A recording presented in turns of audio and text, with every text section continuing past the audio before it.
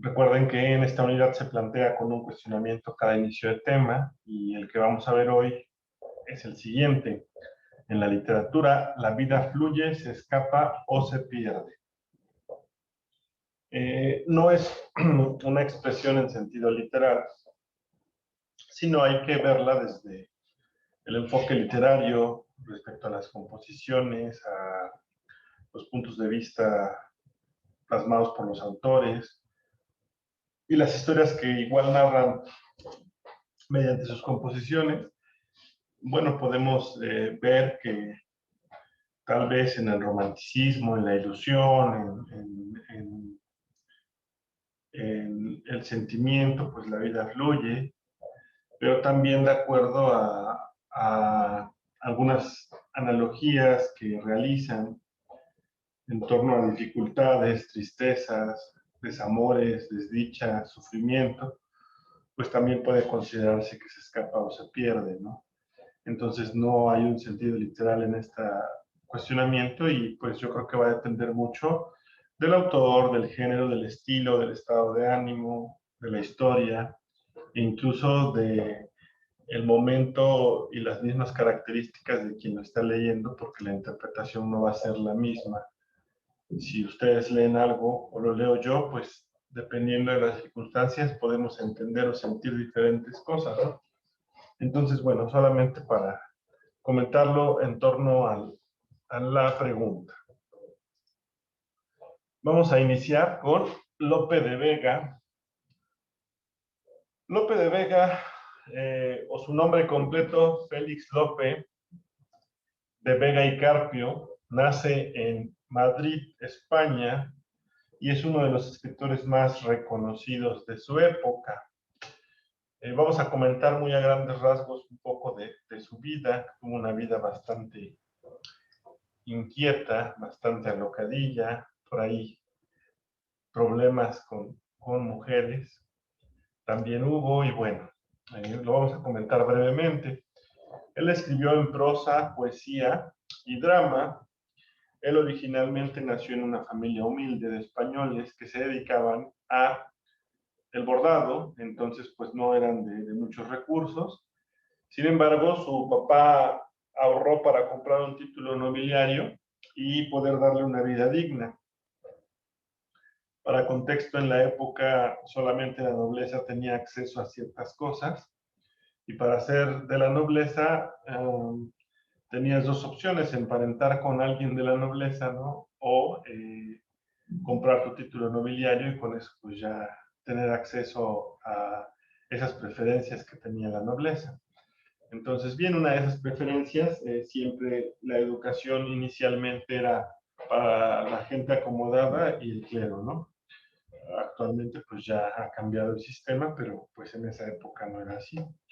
Él siempre fue muy hábil para la escritura, siempre le gustó, le enseñaron a leer y a escribir desde pequeño, le enseñaron latín también, otro escritor, y él escribió su primera comedia a los 13 años, titulada El verdadero amante. Entonces, pues desde muy niño estuvo en contacto con la literatura y a lo largo de su vida logró consolidar alrededor de 1800 obras de teatro, ¿sale? De las cuales hoy en día se recuperaron menos de 500, pero se estima que llegó a escribir alrededor de 1800. También era considerado el Fénix de España y él escribía de hecho sumamente rápido, por eso tantas obras. Se tiene como información de que cuando le encargaban una obra, él la podía terminar completa en 3 días. Entonces, pues sí, sí es demasiado rápido, tomando en cuenta que además de escritor, tuvo varias actividades, como les dije, una vida bastante ajetreada, por decirlo así. Bueno, él también comenzó a estudiar para sacerdote, pero dejó la escuela y estaba recomendado por un miembro del clero. Sin embargo, sostuvo una relación con una mujer casada y pues obviamente para la época tuvo que dejar la escuela y se escandalizó por primera vez su tema con una mujer, ¿no? Después tuvo también una participación militar, y esto es comprensible. Anteriormente y en esas épocas era el servicio a la corona a través de la milicia, la nobleza, la clase acomodada, y el clero la influencia total en el Estado y en la corona siempre, que fue una herencia que trajeron los españoles a México, y bueno, hasta las leyes de reforma se separó la iglesia del Estado, pero anteriormente pues, tomaban decisiones conjuntas. Sí, entonces él estuvo en 2 expediciones militares. La primera, la isla Terceira, en la que España la conquistó, y la Armada Invencible fue la segunda expedición militar en la que él participó. Además de intentar ser sacerdote militar, también fue secretario o asistente de personalidades importantes como el Marqués de Malpica y el Duque de Alba. Esto le permitió también estar bien relacionado en todo momento, pero a pesar de que, reitero, tuvo muchas ocupaciones, pues nunca dejó de escribir, y su apodo, bueno, el Fénix de España. Les decía yo que tuvo ahí varios detalles con mujeres porque era medio inquieto. Estuvo en la cárcel alrededor de 7 años, fue indultado de una condena de 8 años antes de cumplirla, porque también en el teatro conoció a otra chica de la cual se enamoró, y pues cuando la chica lo dejó, ocupó sus dotes de escritor para escribir una serie de calumnias para ella y toda su familia como venganza, y por esa razón fue que estuvo preso un tiempo, aparte de intentar ser sacerdote, de haber sido militar y de ser secretario de personalidades importantes, estuvo también en la cárcel, y bueno, pues ahí sí tuvo tiempo de escribir.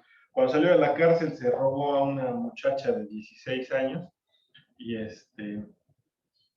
y bueno, pues después se casó con ella, pero el punto es que era un poco alocado Lope de Vega.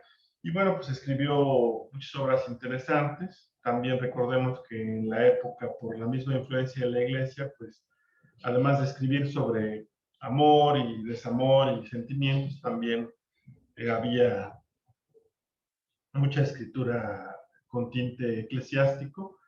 Y en el caso de Lope de Vega, pues realizó también varias obras de teatro, como pastorelas y con temas pues para la iglesia. ¿Sale? Vamos a analizar una de sus composiciones. Se llama Muere la vida y vivo yo sin vida. Precisamente tiene que ver con el tema de la fe. Y bueno, la voy a leer para que la puedan apreciar y después comentamos. Dice: muere la vida y vivo yo sin vida. Muere la vida y vivo yo sin vida, ofendiendo la vida de mi muerte. Sangre divina de las venas vierte, y mi diamante su dureza olvida. Está la majestad de Dios tendida en una dura cruz, y yo de suerte, que soy de sus dolores el más fuerte, y de su cuerpo la mayor herida. Oh duro corazón de mármol frío, tiene tu Dios abierto el lado izquierdo, y te vuelves un copioso río. Morir por él será divino acuerdo. Mas eres tú mi vida, Cristo mío, y como no la tengo, no la pierdo. Bien, vemos que es una composición en forma de soneto. Ustedes ya a estas alturas deben saber perfectamente qué es un soneto, pero bueno, comentamos rápidamente la métrica y lo vamos a comentar a grandes rasgos. Nada más para contexto, la métrica de un soneto, recuerden que son 14 versos escritos por decasílabas, que son 11 sílabas para cada verso, y la terminación usualmente tiene rimas, el primer verso con el cuarto y el segundo con el tercero. Vida olvida, muerte vierte. Aquí funciona igual: tendida, herida, suerte fuerte. Y aquí rimaría el primero con el tercero, y el segundo con el primero y tercero, y el segundo con el primero y tercero. Frío, río mío, izquierdo, acuerdo, pido. Es la estructura del soneto. Y bueno, lo vamos a comentar solo a grandes rasgos. Dentro del ámbito de la poesía española, el soneto es una estructura poética de corte clásico y que tiene un origen en personas cultas. La temática pues, siempre ha sido muy variada. Los poetas hablan de amor, desamor, soledad, abandono, estío, alegría, tristeza y fe, como es el caso del ejemplo que leímos, dolor, etc. La estructura es lo que comentábamos, la métrica, son 14 versos en decasílabos, es decir, 11 sílabas para cada verso, y se distribuyen, los primeros dos son cuartetos y los últimos dos son tercetos, que es lo que vimos. Y bueno, dentro de cada cuarteto, el primer verso y el cuarto comparten rima, así como también lo hacen el segundo y el tercero. Y dentro de los tercetos, el primero y el segundo, y el tercero comparte con el primero y el segundo del siguiente, y viceversa. Que es la métrica que comentábamos hace un momento de un soneto y solamente es para contexto. Bien, el siguiente autor del que vamos a platicar es Pedro Calderón de la Barca. Esta frase es de él. Dice, el mundo tan singular que el vivir solo es soñar, y la experiencia me enseña que el hombre que vive sueña lo que es hasta despertar. Sale está hablando de una analogía de la vida respecto a que la vida es un sueño para todos y pues todos soñamos hasta que despertamos. Se refiere a que cuando morimos es cuando despertamos de este sueño. Y bueno, esto tiene un tinte filosófico, claro está. Y bueno, el estilo de sus composiciones tienen que ver también con la filosofía, sobre todo la más conocida. Él fue escritor, poeta, dramaturgo y humanista, uno de los humanistas más reconocidos de la época en España y en el llamado Siglo de Oro Español. Fue uno de sus principales exponentes. Él escribió teatro, poesía y comedia. Sus papás, Diego Calderón y Ana María Henao. Él sí fue sacerdote, miembro de la Orden de Santiago. Su nombre verdadero y completo es Pedro Calderón de la Barca y Barrera González de Henao Ruiz de Blasco y Riaño. Recordemos que antes los nombres eran bastante pomposos y extravagantes. Bueno, no es la excepción. ¿Sí? Él también, además de que él sí fue sacerdote, también estuvo en la milicia, pero fue herido durante el sitio de Lérida, o sea, en la expedición para sitiar Lérida, fue herido y obtuvo una licencia absoluta, que es algo así como lo que actualmente conocemos como una incapacidad definitiva, en 1642, lo que le dio también tiempo para continuar escribiendo, y fue en 1651 que se ordenó como sacerdote. Él tenía el detalle de que fue implicado o se vio involucrado en varios incidentes de violencia. Fue acusado de homicidio y también de ingresar a la clausura de un convento de monjas, toda vez que narran que se estaba peleando y la persona con quien se peleaba, al huir se metió en ese convento y pues él por corretearlo también se metió violentando la clausura. Entonces, bueno, pues tenía ahí como sus detalles en cuanto al tema de la violencia. Los temas principales de su escritura eran honor, justicia y mitología. En cuanto a la historia, se refiere a narrar historias de personajes relevantes, de hechos históricos propiamente, y válgame la redundancia. Y en cuanto a mitología, en dos aspectos, la mitología clásica y la mitología bíblica, que pues tiene que ver con historias de la Biblia, pero planteaba ahí dioses, ¿no? De la mitología y dioses de la Biblia. Su obra más representativa, y es la que vamos a comentar un poco, es La vida es un sueño. La vida es un sueño es una obra bastante interesante. Si tienen la oportunidad de leerla, se las recomiendo. Es una obra de teatro, pero si la pueden leer, se las recomiendo, o busquen la obra de teatro en YouTube y pues si no tienen el gusto de leerla, por lo menos la pueden ver. Es una obra muy interesante, un servidor no la conocía hasta que me dijeron que iba a dar clases de literatura 2 y la ley, pero está bastante interesante. A grandes rasgos narra la historia de un príncipe que es encerrado por su padre. Perdón, chicos, ya me estoy quedando un poco sin voz. Fue escrita en 1635 y el protagonista es este príncipe, se llama Segismundo. Él encuentra, se desarrolla una historia un poco interesante porque él en su encierro pues comienza a hacer análisis respecto al sentido de la vida e insisto, tiene un tinte filosófico la obra, ¿no? En este sentido. Pero bueno, su papá lo tenía encerrado y no lo dejaba salir. La razón por la cual lo encerró fue porque tenía miedo de que se cumpliera una profecía que le hizo un oráculo, que le dijo que su hijo lo iba a humillar y lo iba a derrotar frente a su pueblo porque era una persona pues mala, iba a ser un mal gobernante y como déspota y arbitrario, ¿no? Entonces lo tenía por eso encerrado hasta que un día decide liberarlo para que él pudiera verificar si la profecía se cumplía o no, y en caso de que se cumpliera él pudiera tener su conciencia tranquila de que ya lo iba a dejar encerrado y le iba a heredar el trono a su sobrino político. Entonces, bueno, en esa confusión, cuando él lo saca, pues sí, se comporta efectivamente como un tirano y el rey se da cuenta que efectivamente la profecía se cumplió y pues lo vuelve a encerrar, ¿no?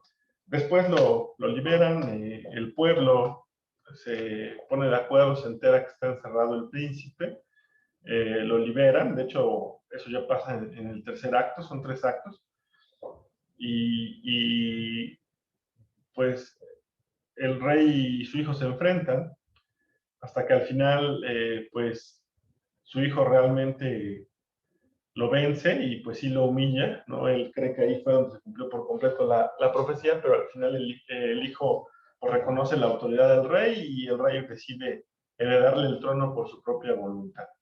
Y ahí viene como el vivieron felices por siempre, ¿no? Pero bueno, más que eso, les dejé por ahí una actividad, de hecho, respecto al monólogo. El monólogo se da cuando es liberado y lo vuelven a encerrar, en ese momento se desarrolla el monólogo.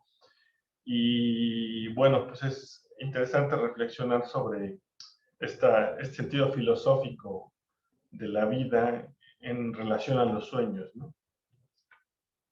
Y se los voy a leer para que lo puedan ustedes escuchar y apreciar, lo pueden ir siguiendo también. Y los sueños, sueños son. Es verdad, pues, reprimamos esta fiera condición, esta furia, esta ambición, por si alguna vez soñamos, y si haremos, pues estamos en un mundo tan singular que el vivir solo es soñar, y la experiencia me enseña que el hombre que vive sueña lo que es hasta despertar.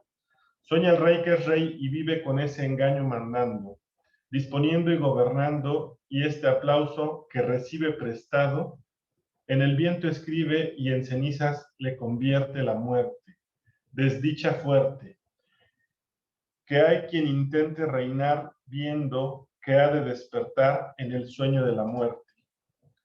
Sueña el rico en su riqueza que más cuidados le ofrece. Sueña el pobre que padece su miseria y su pobreza. Sueña el que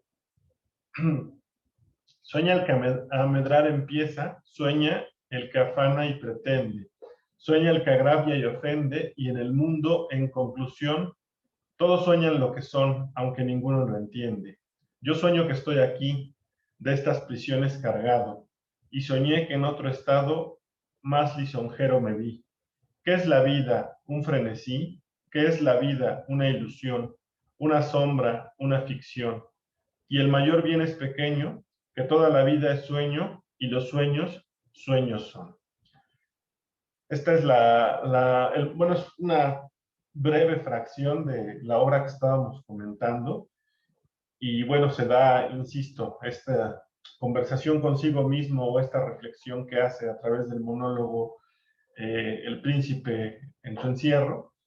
Y bueno, podemos apreciar en primera instancia el tinte filosófico de la vida, ¿no? Recuerden que en un punto los filósofos plantearon esto, ¿no? Cuando no encontraban una explicación de cómo se construían los hechos de la vida, dijeron, bueno, todo es producto de tu mente, ¿no? Lo estás soñando, tu mente lo está recreando y todo es un sueño. Entonces, tú controlas tu vida y todo lo que sucede porque es un sueño hasta que decides despertar, ¿no? Y era pues una ponderación bastante interesante desde el sentido filosófico de la vida y bueno, en ese sentido aquí se retoma el autor a través del monólogo, la vida es un sueño, y bueno, esa dualidad entre la realidad y el sueño de la vida, ¿no? Que refleja como una luz y una sombra, y es propio también de la época barroca, en los escenarios. Recuerden que es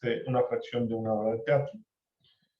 Y pues es ese cuestionamiento que el príncipe Segismundo se hace respecto a la realidad y los sueños, toda vez que él nunca conoció una vida fuera de su encierro, una vida fuera de ese sueño, ¿no?